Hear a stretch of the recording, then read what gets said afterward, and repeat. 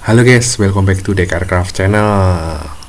Gak usah bingung nih sama judul beritanya, judul kontennya. Mungkin judulnya sih serem, tapi enggak, karena saya ibaratnya tuh dijawil sama seseorang yang ada di klub. Mas, mbok tolong dong teman-temannya yang di luar, yang non aviasi, dikasih tahu supaya jangan sembrono atau jangan ngawur dalam mencintai dunia kedirgantaraan. Maksudnya gini, belakangan ini banyak yang viral nih, banyak pesawat rakitan XXX gagal terbang. Pesawat buatan pemuda ini sukses terbang. Pesawat ABCD nggak pernah terbang-terbang. Nah, berawal dari situ terjadi seperti penggiringan pemikiran, karena konten yang dimuat itu tidak dibilang benar ya nggak benar juga, dibilang salah ya juga nggak. Maksudnya konten yang disajikan itu terlalu minim informasi yang mengakibatkan masyarakat umum itu jadi gegana, gelisah, galau merana. Ya artinya sih gara-gara video yang salah orang lain tuh jadi ikut-ikutan. Misalnya ada pemuda dari kota mana membuat pesawat terus terbang, ada pemuda yang lain yang ikut-ikutan membuat pesawat terbang. Ya oke lah, itu hak-hak kalian, tapi yo tolonglah hal-hal kayak gitu dipikirkan 2 kali lipat dan 1000 kali lipat. Jangan sampai hal yang fatal itu menghampiri kita. Ya seperti judul berita ini, pesawat Yenit bermesin mobil jatuh saat uji terbang. Tenang ya, kolom komentar saya itu nggak saya tutup, saya welcome sama orang. Kalau Anda mau sharing sama saya, silahkan, bisa WA, bisa cek Instagram, bisa main, bisa ketemu langsung. Karena namanya orang yang memberi informasi itu ya harus ada feedbacknya. Kalau saya salah dalam memberi informasi ya silahkan komentar. Masa saya salah memberi informasi, komentar saya tutup, kan aneh gitu loh. Nah intinya itu tadi, saya cuma dikasih amanat sama teman yang ada di klub. Mas, teman-temannya kalau punya viewer atau subscriber tolong diarahkan ya. Intinya gini, dunia dirgantara Indonesia itu sangat membutuhkan para pemuda-pemuda Indonesia. Ya siapapun deh, mau pemuda, pemudi, bapak-bapak, bapak ibu, semuanya bebas deh, selama fisiknya mumpuni. Kita membuka peluang selebar-lebarnya tentang minat dan bakat ke dunia kedirgantaraan, tapi dengan catatan yang beneran lah, bukan kaleng-kaleng. Maksudnya gini, dunia yang berkaitan dengan udara itu sangat sakral bukan berarti yang gaib ya, tapi diistimewakan karena sesuatu yang berbau udara itu yang menguasai nggak cuma satu objek. Ada pesawat komersil, pesawat militer, pesawat VIP, semuanya ada. Makanya buat kalian yang mainan drone yang harganya mahal, pasti diwajibkan untuk training ya. Jangan asal-asalan main drone, karena benda yang terbang itu di atas itu bakal ketemu benda yang terbang juga. Karena di atas langit masih ada langit, di dalam langit ada isinya, ya ada pesawat, bintang, bulan, warna-warna lah. Pokoknya jangan sampai terjadi crash. Walaupun di langit itu nggak ada cegatan, nggak ada lampu merah, ya harus ada aturannya lah. Makanya jangan membuat sesuatu benda yang berkaitan nanti bisa terbang itu ngawur. Mosok ada orang kemarin yang chatting sama saya, Mas bisa nggak ya, saya mau bikin pesawat pakai bajaringan. Waduh, enak nggawe pesawat pakai bajaringan, kena sayape melingkup tadi siji nang dhuwur, kan malah bahaya gitu loh. Terus ada juga, Mas itu ada orang bikin pesawat katanya mau dijual harganya sekian juta. Waduh, profesional breeder yang ada di Indonesia, contohnya ya Jakarta ada Pak Zubair, di Jogja ada MBG, itu mereka itu udah spesialis bikin pesawat, ilmunya nggak usah diragukan lagi. Mereka nggak pernah show off di sosial media. Lah ngapain dah? Kalau di show off kan itu bakal bahaya. Itu bakal ditiru orang-orang yang nggak memiliki kompetensinya. Makanya banyak pesawat yang rakitan mana gitu nggak pernah terbang, helikopter mana buatan mana ngono ya mek dibully. Masyarakat Indonesia itu terus terang itu cenderung membuli bikin pesawat atau apa gitu cocoknya buat karnaval aja. Ya itu salah itu. Yang kalau yang dibilang salah ya yang bikin salah, yang bully ya salah semua. Yang salah membuat karena apa? Ya nggak punya basicnya, udah habis uang banyak, rugi waktu rugi uang malah dibully. Ya kita anggap salah ya salah.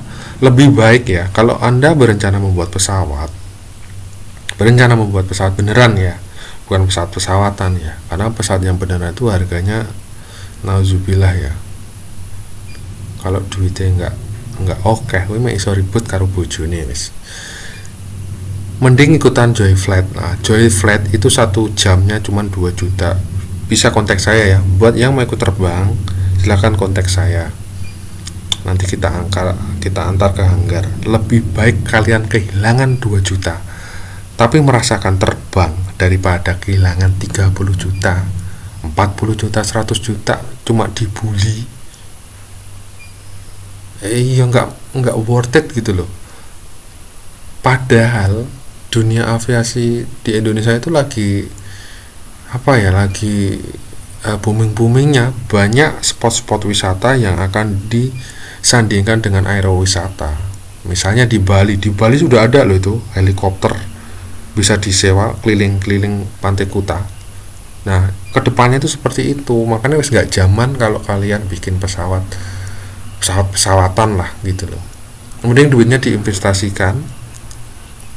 Kalau mau merasakan pesawat terbang seperti yang saya bilang tadi, ikut Joy Flight. Itu cuma 2.500.000, bisa dinego lah. Daripada kalian kehilangan puluhan juta cuma dibully. Ya, sayang sekali pokoknya. Karena bikin pesawat tuh ya nggak semudah membalik telapak tangan gitu loh. Ya itu tadi banyak yang WA saya, mas saya mau bikin pesawat pakai besi mas. Besinya apa? Besi holo ya Allah. Saran saya mending buat bikin kanopi aja mas, lebih berfaedah. Karena gini ya, bikin pesawat itu materialnya khusus semua. Dan itu harganya di Indonesia udah nggak umum. Nih, yang lagi viral kan pesawat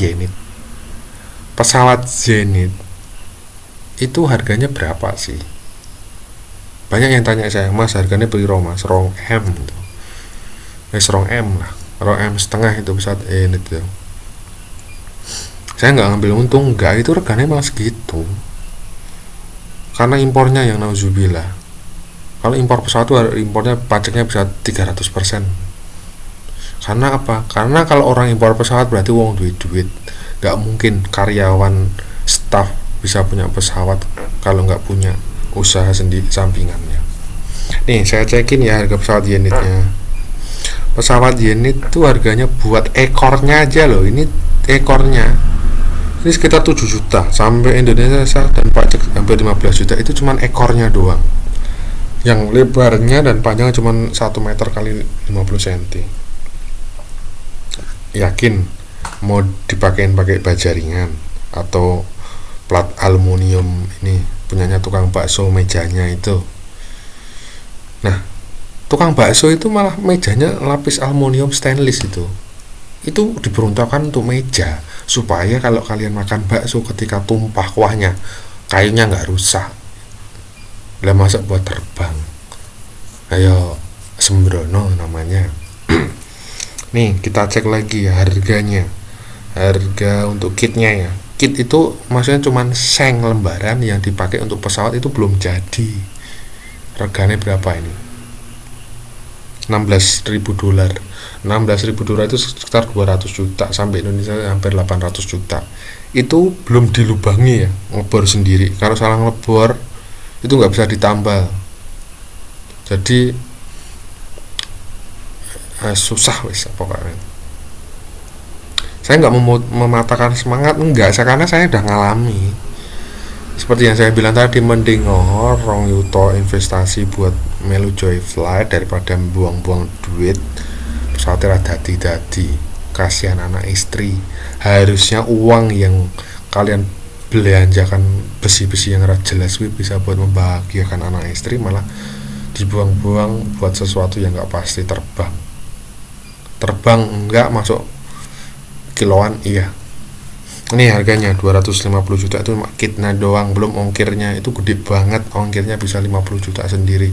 Makanya orang yang punya pesawat mesti wong duit. Terus terang saya tidak menjelekkan atau menjatuhkan orang yang nggak punya uang, nggak. Saya juga nggak punya uang, tapi saya juga punya pesawat itu mati-matian tuh, nangis darah itu. Kecuali pengusaha, banyak teman-teman saya itu yang pengusaha punya pesawat 12 edan batinku. Gajinya piro sih nanti punya pesawat. Ini aja yang karyawan swasta aja megap-megap gitu loh. Harga ini $700 tadi, cuman toolnya doang itu, karena spesial tool semua di Indonesia, nggak ada yang jual. Nah, kalau orang udah merasakan Joy Flight terus mau ngerakit pasti ragu-ragu. Rasa mau take off itu ya wes ra umum pesawatnya gemblodak gitu. Itu yang pesawat harga pabrikan harga 1M loh, gemblodak anda nih. Mau take off tuh udahnya gluduk copot enggak gitu. Nah, kok pesawat yang Boeing gede Garuda itu halus ya? Iyalah, itu harganya triliunan woi. Full control, full auto correction pakai komputer. Kalau yang ultralight itu isi analog semua, maksudnya itu sistem kemudi ini saya pakai tangan gitu loh, nggak campur electrical digital, enggak. Kamu dorong rudder ya kamu tendang, mau ngerakin aileron ya kamu tarik. Kalau yang kayak Boeing pesawat canggih kan cuma pakai joystick, udah dikonvert sama digital. Jadi yang mau membuat pesawat tolonglah hati-hati gitu loh, jangan sampai mubazir apa yang dikerjakan, jangan sampai masuk di berita gitu loh, seorang pemuda membuat pesawat gagal terbang dan jatuh, kan amit-amit itu. Saya nggak menakut-nakutin, enggak. Mungkin harapannya ya kayak di YouTube gitu loh, pesawatnya take off landingnya cuman butuh landasan sepak bola ya mbah nih, nak sepak bolanya lolos. Kalau banyak itu kita tetap nyamplok gitu loh. Mungkin orang pengennya kayak gini ya, cus langsung naik ya, mbok pikir gampang ya, enggak lah. Iku pilotnya ilmunya ya ribuan jam terbang. Kalau anak kemarin sore terbangnya juga kayak gitu nggak bisa. Nih kayak gini nih, maunya mungkin kan kalian kayak gini, cus naik dia langsung. Cuman berapa meter itu, sekitar 5 meter udah naik. Mungkin anggapannya cuma butuh lapangan sepak bola, tapi nggak gitu juga kali guys. Orang yang bisa nerbangin short take off landing itu jam terbangnya tinggi, karena dia harus tahu performa mesin, struktur rangka, dan beban pesawat. Nek pesawatnya nih gawe cek sayapnya asal-asalan, rodanya asal-asalan, mesinnya asal-asalan, nganti munggah wis gogrok sih. Nah, kita lihat lagi nih kayak gini nih, cuman 5 meter udah naik. Mungkin orang mindsetnya aku pengen bikin pesawat cuman butuh landasan kurang lebih 10 meter. Ya enggak juga lah, enggak semudah itu. Yang ada bakal ada berita pesawat ini dipaksa turun karena terbang tanpa izin. Tuh, dia naik terus, landasannya cukup pendek. Ini dia yang warna biru ini mesinnya udah jazz loh, jangan salah. Cuman kan nggak semudah udah jazz ditempel di sini. Tuh dia kan antakan, kalau struktur landing gearnya nggak kuat ambiar. Nih dia waktu mau touch ke ground tuh des. Kalau nose-nya nggak kuat, roda depan nggak kuat, mesinnya jungkel, engine mountingnya bakal patah. Nih kayak gini nih. Kalau kebablasan ekor belakang yang kena. Jadi buat yang mau bikin pesawat dipikirkan 1000 kali lipat daripada nanti ada headline kayak judul konten ini gitu loh.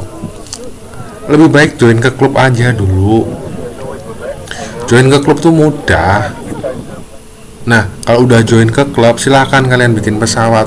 Nanti dari teman-teman klub itu bakal monitor, oh yang benar tuh kayak gini, kayak gini, kayak gini, kayak gini. Loh, gimana dong kalau rumahnya pelosok jauh dari klub? Nggak masalah, kan bisa kontak-kontak, bisa video call. Banyak loh teman kita yang dari Kalimantan, di sana nggak ada klub, tapi dimonitor sama Fasi Jakarta. Asal ya enak orangnya gitu aja. Nih maunya kayak gini, cheers. Nah itu entahnya berat banget loh tuh. Terus like lagi ya. Ekspektasi dan realita itu kadang bertimbal balik, nggak sepadan. Nah intinya saya hanya mengingatkan jangan sampai hal-hal negatif itu terjadi.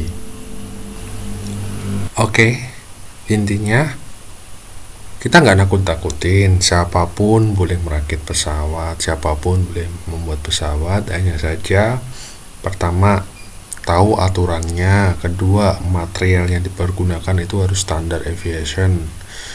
Maksudnya kenapa harus standar aviation? Boleh nggak sih pakai material baja ringan? Ya oleh hai, cuman kan belum teruji. Semelang enak pesawat mau melingkup nan dhuwur tuh piye gitu loh. Kenapa harus standar aviation? Standar aviation udah jelas teruji lah, nggak mungkin nggak teruji kok direkomendasikan gitu. Boleh mau pakai stainless, mau pakai besi hulu ya boleh, cuman urung teruji. Daripada uji coba terus kenapa-napa jadi zong, wes lah, mending rasa coba-coba, mending melu Joy Flight tadi itu cuman bayar 2,5 juta, itu pun bisa dinego, jelas bakal terbang 1000% terbang kok, daripada bikin coba-coba pakai baja ringan, pakai stainless, pakai holo, pakai betoneser, urung karuan mabur pun orang yang mau merilis buat terbang pun ya mikir, karena dia mempertaruhkan pekerjaannya dia. Ya kalau dia dipecat gara-gara ngeburke ngizin ke kamu terbang kan kasihan, dosa besar kita. Ya udah, kita sambung di video berikutnya yang lebih informatif. Oke, sampai jumpa, see you later.